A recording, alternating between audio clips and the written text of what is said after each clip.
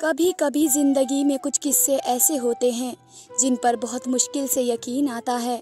और ख़ासकर जब कोई ऐसा रिश्ता हमारे साथ धोखा करे जो हमारा बहुत अपना हो, तो यकीन करना नामुमकिन हो जाता है। और जब मुझे पता चला कि मेरे पति ने मुझे मेरे देवर के कमरे में क्यों भेजा था और उनका इरादा क्या था, तो मेरे होश उड़ गए। वो जैसा दिखाई दे रहा था वैसा हरगिज़ नहीं था। मेरी ये कहानी आपको भी हैरान होने पर मजबूर कर देगी कि किस तरह मेरे छोटे देवर ने मेरे ही दामन पर दाग लगाया। मैं सोकर उठी तो ये देखकर हैरान रह गई कि मेरे देवर के मुंह पर मेरा दुपट्टा बंधा हुआ था। मैं परेशान होकर जल्दी से उसके मुंह से दुपट्टा खोलने लगी। इतने में मेरी छोटी ननंद कमरे में चली आई। उसने जब मुझे अपने भाई के मुंह से दुपट्टा खोलते देखा तो फौरन पूछने लगी कि ये सब क्या हो रहा है। उस वक्त तक मैं दुपट्टा खोल चुकी थी और उससे पहले कि मैं कोई जवाब देती, मेरा 13 साल का देवर चीख चीख कर कहने लगा कि भाभी ने मुझे रात भर गंदी गंदी फिल्में दिखाई हैं। और जब मैंने इन्हें रोकना चाहा तो इन्होंने मेरे मुंह पर कपड़ा बांध दिया। मेरे देवर रजनीश की यह बात सुनकर मेरे होश उड़ गए, क्योंकि वह सरासर झूठ कह रहा था। मैं तो रात भर सोती रही थी। ना ही मैंने उसे कोई गंदी मूवी दिखाई और ना ही मैं इतनी गलत हरकत करने के बारे में सोच सकती थी।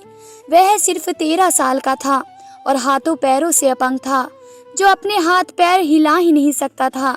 मैं कैसे उसे गलत और गंदी चीज़ दिखा सकती थी, जबकि मैंने तो खुद भी आज तक ऐसी कोई चीज़ नहीं देखी थी।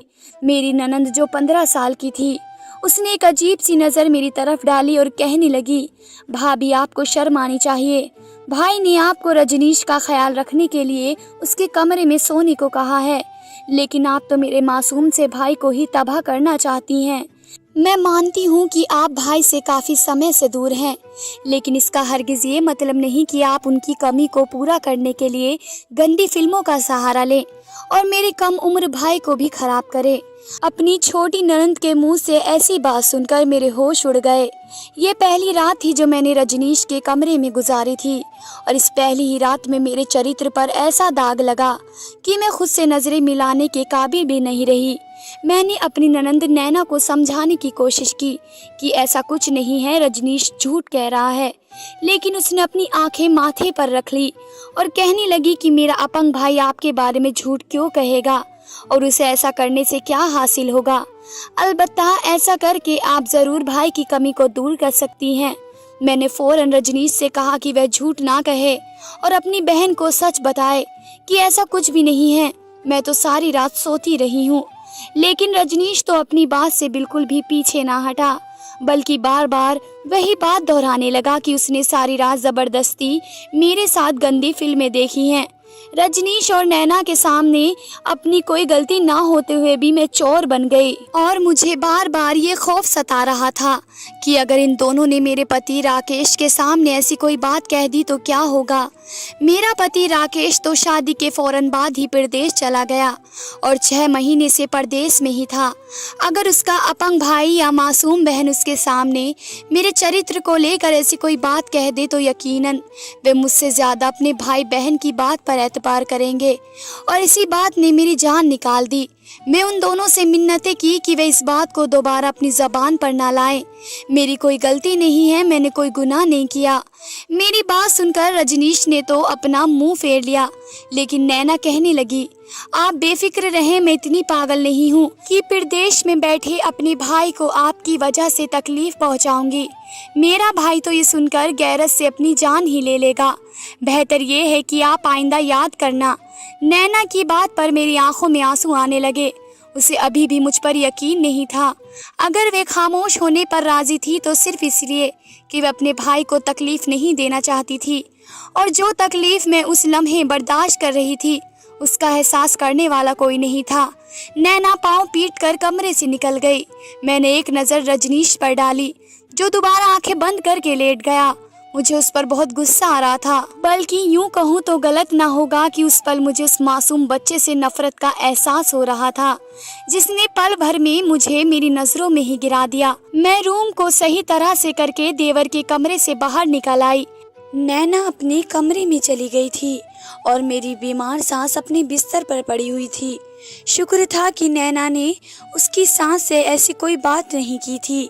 मैं तेजी से घर के काम कर रही थी, लेकिन साथ ही साथ सोच रही थी कि रजनीश ने इतना बड़ा झूठ क्यों कहा। एक 13 साल के बच्चे को इतना बड़ा झूठ कहने की क्या जरूरत थी, और वह बच्चा जो अपने हाथ पैर भी नहीं हिला सकता, उसके मुंह पर दुपट्टा कैसे बंधा हुआ था, जबकि कमरे में मेरे अलावा वहां और कोई नहीं था। एक अजीब पहेली थी जो मैं सुलझा नहीं सकी। सारा दिन यूं ही गुजर गया था। मैं अजीब सी हालत में थी। आधी रात हुई तो मुझे अपने पति के आदेश के मुताबिक दोबारा रजनीश के कमरे में सोने के लिए जाना था, लेकिन मुझे तो महसूस हो रहा था अगर वह दोबारा मुझ पर कोई इल्ज़ाम लगा देता तो मैं क्या करती। फिर मैंने सोचा कि शायद बच्चा है, कोई ख्वाब देखा होगा और उसे लगा होगा ये सब मैंने किया है। यही सोचकर मैं दोबारा उसके कमरे में सोने के लिए लेट गई। दरअसल उसकी काफ़ी दिनों से तबीयत बहुत ज़्यादा ख़राब रही थी, और मेरी सास ने ये बात जब मेरे पति राकेश को बताई तो वे बहुत ज़्यादा परेशान हो गए थे।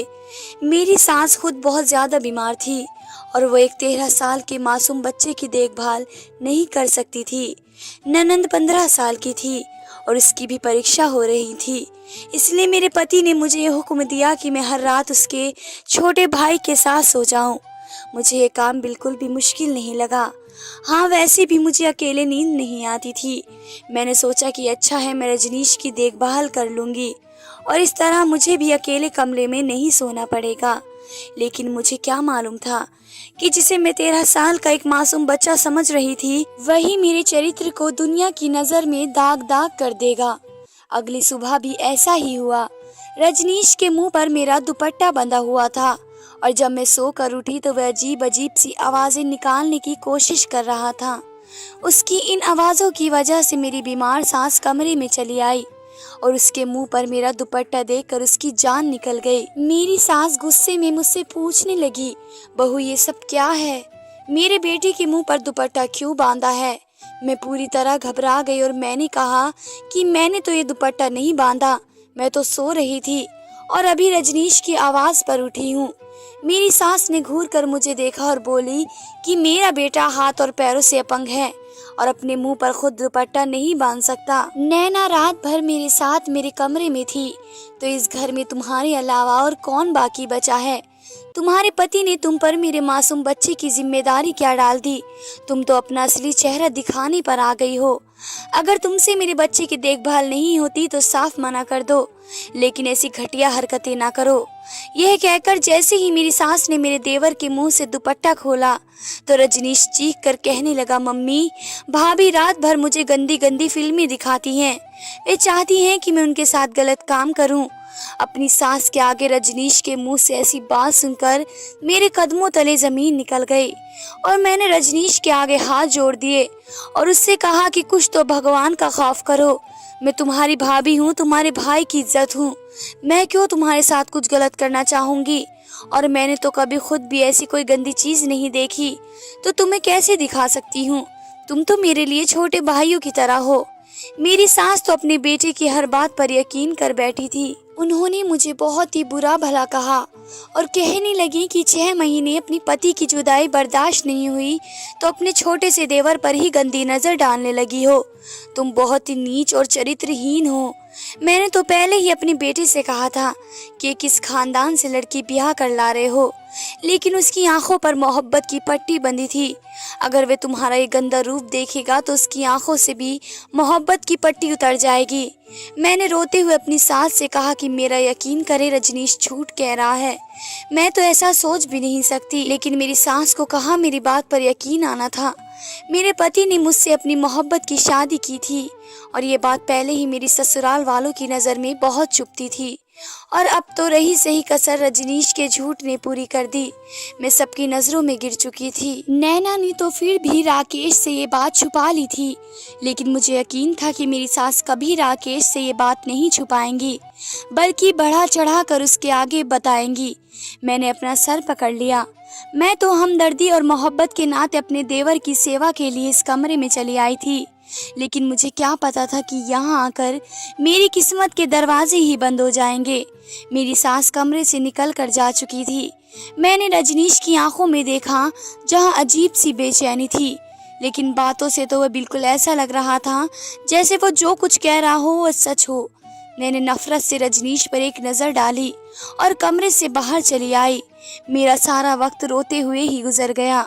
मैंने दिन में कई दफ़ा अपनी सास को यकीन दिलाना चाहा कि मैंने कुछ नहीं किया है, लेकिन मैं कैसे यकीन करती। उन्होंने खुद अपनी आंखों से अपने बेटे के मुंह पर दुपट्टा बंधा हुआ देखा था और जो कुछ उनके बेटे ने उन्हें बताया उसके बाद तो मैं ही उनकी नज़रों में मुजरिम थी। शाम को राकेश का फ़ोन आया तो मुझे यकीन था कि वे मुझसे बहुत झगड़ा करेंगे और मुझे बुरा भला कहेंगे, क्योंकि अब तक तो उनकी माँ ने उन्हें सुबह वाली बात के बारे में बता दिया होगा। लेकिन उस वक्त मेरी हैरत की इंतहा न रही जब राकेश ने किसी ऐसी बात का जिक्र तक न किया। वे तो बहुत खुश थे और बता रहे थे कि उनकी नौकरी में बहुत ज़्यादा तरक्की हुई है। मैंने भी अपना रवैया उनके साथ बिल्कुल नॉर्मल रखा। मैं भी उन तक ऐसी कोई बात नहीं पहुंचाना चाहती थी। और फिर फ़ोन बंद करते वक्त राकेश ने मुझे फिर से कहा कि मैं रजनीश का ख्याल रखूं। वह बहुत ज़्यादा कमज़ोर है और उसे किसी की देखभाल की सख्त ज़रूरत है। राकेश ने मुझसे वादा मांगा कि मैं उनके भाई का ख्याल रखने में कोई कसर नहीं छोड़ूंगी और ना चाहते हुए भी मैंने उनसे वादा कर लिया। रजनीश तो मेरे लिए एक मुसीबत बन गया। उसके पास उसके कमरे में जाकर सोना अब मेरे लिए मुमकिन नहीं था, लेकिन अपने पति से जो वादा मैंने किया था मुझे उसे निभाना था। अगली रात मेरी सास दवा खाकर सो गई और नैना भी उनके साथ बैठकर पढ़ाई करने लगी, तो ना चाहते हुए भी मुझे रजनीश के पास उसके कमरे में आना पड़ा। जब मैं उसके कमरे में पहुंची तो वह बहुत गहरी नींद में सो रहा था। मैंने सुकून का सांस लिया और खामोशी से सोफे पर लेट गई। लेकिन आज ना ही मुझे नींद आ रही थी और ना ही मेरा सोने का कोई इरादा था, बल्कि मैंने ठान लिया था कि आज मैं सोने की एक्टिंग करूंगी और जानकर रहूंगी कि रात भर आखिर इस कमरे में होता क्या है। और फिर जो कुछ मैंने देखा, मेरे सर पर तो आसमान टूट पड़ा। मेरा नाम मानसी है और मेरी शादी को 6 महीने हो गए। मेरी शादी राकेश से हुई, जो शादी करते ही मुझे अपने घर वालों के पास छोड़कर फौरन परदेश चले गए थे। राकेश और मेरी पसंद की शादी थी और इस शादी पर उनके घर वाले कुछ खास खुश नहीं थे, क्योंकि मैं एक बहुत ही गरीब खानदान से संबंध रखती थी और अपने घर का गुजारा चलाने के लिए मुझे नौकरी करनी पड़ती थी। राकेश से मेरी मुलाकात उसी होटल में हुई जिस होटल में मैं वेटर की नौकरी करती थी। राकेश वहां अपने दोस्तों के साथ खाना खाने आते थे। वह कनाडा से चंद दिनों की छुट्टियों पर आए हुए थे और दोस्तों के साथ वक्त गुजार रहे थे। तभी उनकी नज़र मुझ पर पड़ गई। राकेश को मुझसे पहली ही नज़र में मोहब्बत हो गई और कुछ ही दिनों में उन्होंने मुझे खुद ही प्रपोज भी कर दिया। मुझ पर अपने घर बार की जिम्मेदारी थी और मैं किसी भी रिश्ते में बंधना नहीं चाहती थी, लेकिन राकेश की मोहब्बत ने मुझे अपने साथ बांध लिया। राकेश वापस जाने से पहले मुझसे शादी करना चाहते थे और जब ये बात मेरे घर वालों को पता चली तो मेरी माँ ने इस रिश्ते के लिए साफ इनकार कर दिया, क्योंकि इस तरह उन लोगों का गुजारा कैसे हो सकता था। राकेश ने मेरे घर वालों को यकीन दिलाया कि वे इनका खर्चा भी उठाएंगे और मुझे भी हर तरह की खुशी देंगे। मेरी माँ एक गरीब औरत थी, उसे मुझसे कहीं ज्यादा पैसों की जरूरत थी, इसलिए फौरन राजी हो गई। राकेश 4 लोगों की मौजूदगी में मुझे अपने साथ विदा करवा कर ले गए और शादी के बाद 10 दिन उन्होंने मेरे साथ बहुत ही खूबसूरत तरीके से गुजारे। मेरे ससुराल वाले इस शादी पर राजी नहीं थे, लेकिन उन्होंने खुलकर ऐसी कोई बात भी नहीं की थी कि जिससे मुझे परेशानी होती। राकेश का छोटा भाई रजनीश हाथ पैरों से अपंग था और अपने कमरे में रहता था। राकेश इससे बहुत मोहब्बत करते थे और जल्द से जल्द इसका इलाज करवाने की ख्वाहिश रखते थे। राकेश ने मुझे कहा था कि वे रजनीश का इलाज करवा कर और नैना की शादी करके हमेशा के लिए वापस वतन लौट आएंगे, और मैंने भी उनके वादे का सहारे अपनी जिंदगी गुजारना शुरू कर दी। सब कुछ ठीक चल रहा था। राकेश रोजाना मुझे फ़ोन भी करते और उनके घर वालों का रवैया भी ठीक था, लेकिन पिछले कुछ दिनों से रजनीश की तबीयत कुछ खराब सी थी और राकेश को इसी बात की फिक्र सता रही थी। राकेश ने मुझे कहा कि मैं उनके भाई के साथ रात को सो जाया करूं, क्योंकि उसकी माँ इस काबिल नहीं रही थी कि वह अब बीमार बेटे की देखभाल कर सके। रजनीश तो खुद से पानी का गिलास भी नहीं उठा सकता था। मेरे पति ने बहुत प्यार से मुझसे ये बात कही थी, मैं उन्हें कैसे इनकार कर सकती थी। और फिर रजनीश तो मेरे छोटे भाइयों जैसा था, इसलिए मैं फौरन राजी हो गई। लेकिन यही शायद मेरी जिंदगी की सबसे बड़ी गलती थी। मैं मुश्किल से 4-5 दिन ही रजनीश के कमरे में सोई थी और मेरे दामन में ऐसे कांटे पड़े थे कि मेरे लिए उनसे बचना मुश्किल हो गया था।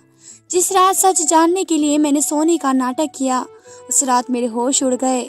जिसे मैं 13 साल का बच्चा समझ रही थी, वह हरगिज 13 साल का बच्चा नहीं था। रजनीश को प्रदेश में रहते हुए कई साल हो चुके थे और इसी वजह से शायद वे अपने भाई की सही उम्र से अनजान थे। रजनीश दरअसल एक 16 साल का लड़का था जो ना की बीमार था और ना ही उसके हाथ पैरों में कोई मसला था। इस रात जैसे ही मैंने आंखें बंद करके सोने के लिए लेटी तो रजनीश अपने बिस्तर से उठकर मेरे पास आया और मेरे ऊपर से दुपट्टा खींच लिया। मेरे चेहरे पर बिखरे बालों को अपने हाथों से पीछे करते हुए मुझ पर झुका और मेरे वजूद को आर पार होती नजरों से देखने लगा। रजनीश को अपने इतने करीब पाकर तो मेरे होश गुम होने लगे और जिस बात ने मुझे बहुत ज़्यादा हैरान किया वह रजनीश का अपने पैरों पर खड़े होना और अपने हाथों से मेरे वजूद से दुपट्टा अलग करना। उसके बाद रजनीश आहिस्ता से कमरे से बाहर निकल गया और जब वापस लौटा तो वह मेरे पति के कपड़े पहने हुए खुद को आईने में देख रहा था और गुनगुना भी रहा था। और फिर मेरे करीब आकर आहिस्ता से कहने लगा, तुम्हारी वजह से मेरी जिंदगी मुश्किल हो गई है, इसलिए अब जब तक मैं तुम्हें इस घर से बाहर ना निकलवा देता सुकून से नहीं रहूँगा। पहले मेरा भाई मेरे इलाज के नाम पर और मेरे खर्चे के नाम पर ढेर सारे पैसे भेजता, जिससे मैं खूब अय्याशियाँ करता था, अपने दोस्तों के साथ पार्टी करता था। लेकिन जब से उसने तुमसे शादी की है वह हर महीने मेरे खर्चे के पैसे भी तुम्हें भेज दिया करता है और तुम एक एक रुपया देखभाल कर खर्च करती हो और अब तो तुम हर रात मेरे सर पर मुसल्लत हो गई हो। मैं अपने दोस्तों के साथ बाहर भी नहीं जा पाता। मैंने अपंगता का ड्रामा सिर्फ इसलिए किया था कि हर चीज से जान छुड़ा सकूं और सुकून और अय्याशी की जिंदगी जी सकूं। लेकिन जब से तुम भाई की जिंदगी में शामिल हुई हो मेरी जिंदगी मुसीबत बन गई है। एक दफा मैं तुम्हें भाई की जिंदगी से बाहर निकाल दूं, फिर मेरी जिंदगी पहले की तरह बाहर बन जाएगी। जब हर रात मैं तुम पर इल्जाम लगाऊंगा तो एक न एक दिन मेरी ये बात अपने बड़े बेटे को सुना ही देंगी और मेरा बेवकूफ भाई जो मेरी हर बात पर आंखें बंद करके यकीन करता है वे तुम्हें खुद इस घर से बाहर निकाल देगा। फिर सारा खर्चा वापस नैना के साथ आ जाएगा और मैं नैना से पैसे लेकर अपनी अय्याशियाँ पूरी करूँगा और नैना भी सुकून से अपनी जिंदगी गुजारेगी। जब से तुम आई हो उसे भी पढ़ाई का ढोंग रचाना पड़ता है। ना ही नैना को पढ़ाई में कोई दिलचस्पी है और ना ही मैं अपंग हूँ। हम तो अपने बड़े भाई के पैसों से ऐश करते हैं और उसे पता भी नहीं चलता। रजनीश के सच ने मेरे रोंगटे खड़े कर दिए। थोड़ी देर में नैना भी कमरे में चली आई। रजनीश और नैना ने मिलकर सारी रात मेरे मोबाइल फोन पर फिल्में देखी और सुबह के वक्त जब नैना वापस चली गई तो रजनीश ने मेरे दुपट्टे से खुद अपना मुंह बंद कर लिया और लेटकर आवाजें निकालने लगा जैसे किसी ने उस पर जुल्म किया हो। वे हर रात मुझे नींद की दवा देकर सुलाते थे, इसलिए मैं उनका सच नहीं जान सकी। लेकिन गुजरी रात उसने जिस दूध में नींद की दवा मिलाई थी मैंने वे दूध नहीं पिया। मैं सोच भी नहीं सकती थी कि मेरा पति अपने जिस भाई पर जान छिड़कता है उसका वही भाई उसे इतना बड़ा धोखा दे रहा है और अपनी अय्याशी के लिए वह अपंगता का बहाना बनाकर घर तक बर्बाद करने पर तुल गया है। अगली सुबह फिर मेरे चरित्र पर इल्जाम लग चुका था, लेकिन इस बार मैं खामोश रहने वाली नहीं थी। मैंने ना सिर्फ अपनी सास को सब कुछ सच सच बता दिया बल्कि उनके सामने ही राकेश को खुद फोन मिलाकर सारी हकीकत से आगाह कर दिया। राकेश मेरी बात पर यकीन करते या ना करते उसे मैंने अपनी किस्मत पर छोड़ दिया और उस वक्त मेरी हैरत की इम्तिहान न रही जब राकेश ने मेरी हर बात पर यकीन कर लिया और कहने लगे, मैंने तुम्हें रजनीश के कमरे में सोने के लिए इसलिए भेजा था क्योंकि मुझे मेरे किसी दोस्त ने रजनीश की हरकतों के बारे में बता दिया था। उसने रजनीश को नशे की हालत में सड़क पर दोस्तों के साथ गुंडागर्दी करते देखा था, लेकिन मुझे अपने दोस्त की बात पर यकीन नहीं आया कि मेरा अपंग भाई रात के वक्त सड़कों पर ऐसा करेगा। फिर जब यही बात मुझे किसी और से पता चली तो मैंने सब कुछ जानने का फैसला किया और तुम्हारे अलावा कोई नहीं था जिस पर मैं भरोसा करता, इसलिए मैंने तुम्हें रजनीश के कमरे में भिजवा दिया। सच कहूँ तो मुझे अपने दोस्त की बात झूठ लगी थी, क्योंकि मैं रजनीश से बहुत मोहब्बत करता था और मुझे उस पर पूरा भरोसा था। जब रजनीश हाथ पैरों से अपंग हुआ उस वक्त मैं प्रदेश में था और मुझे माँ ने बताया था कि रजनीश एक एक्सीडेंट में हमेशा के लिए हाथ पैरों से अपंग हो गया है।